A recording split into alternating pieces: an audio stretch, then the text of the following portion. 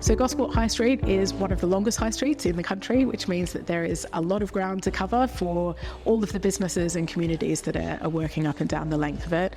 The investment that's been made over the last couple of years in being able to revitalise the high street, to be able to bring in new businesses, to be able to welcome visitors to participate in things that they wouldn't normally be able to do, has really changed the perception of the high street.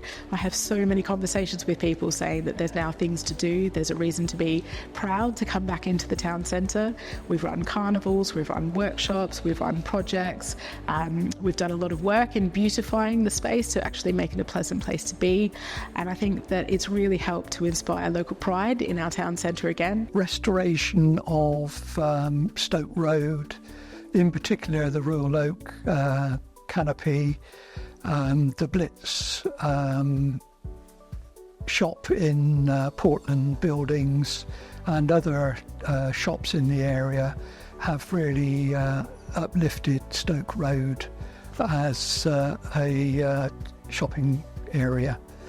The High Street part of the HAZ, North Cross Street in particular, is an excellent example of the renovation of an historic shopping area.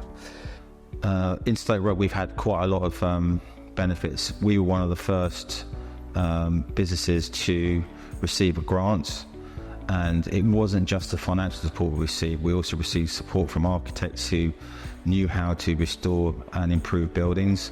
So this building is quite a historic building. It used to be Bulls, it was a hardware store. A lot of people in Gosport know it. I used to come here with my dad as a boy, so a lot of people know this building, and because of the action zone, this building is now going to be preserved for another 100 years.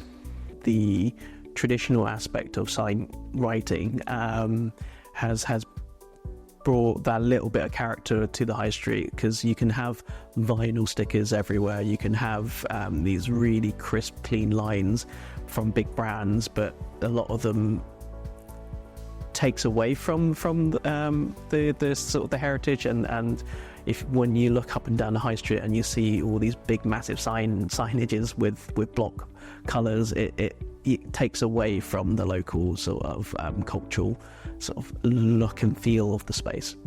Stoke Road and the High Street has such a lot to offer for people for shopping and for walking around. We're surrounded by lots of green areas, so even if you want to take time out to have lunch or a picnic, there's all that space available for people to utilise and make a wonderful day of. There's definitely an increase of independent traders.